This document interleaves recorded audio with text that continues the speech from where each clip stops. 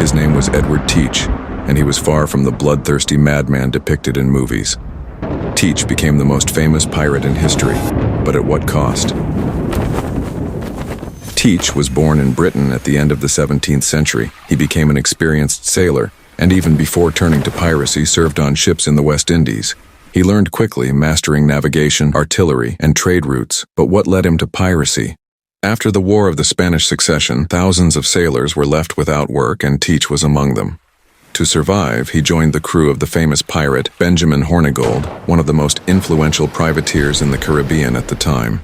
It was Hornigold who recognized Teach's talent, his decisiveness, skilled command, and ability to maintain discipline. Soon Hornigold made him captain of a separate ship, and thus the future Blackbeard emerged.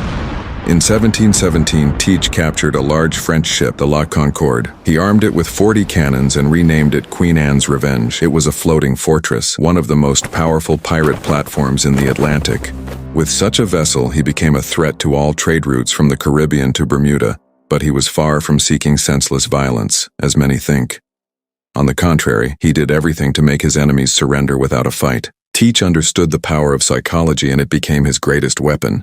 On board his ship, drums, horns, and battle cries created a theater of intimidation. He braided his beard and tied in slow-burning fuses to look like a man unafraid of pain and death, and people truly feared him. Blackbeard's reputation went astronomical after, in 1718, he completely blockaded towns. Teach's patrols seized ships right at the harbor entrance, captured hostages, and dictated terms to entire British colonies. No other pirate had ever operated on such a scale, and no merchant captain wanted to encounter him at sea.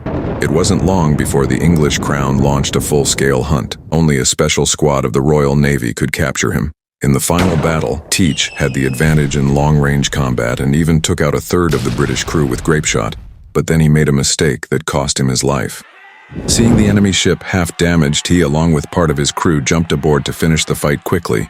But it was a trap. The main British forces were hiding in the hold, and with their numerical superiority, they instantly crushed the pirates' attack, ending the era of the most feared pirate in the Caribbean.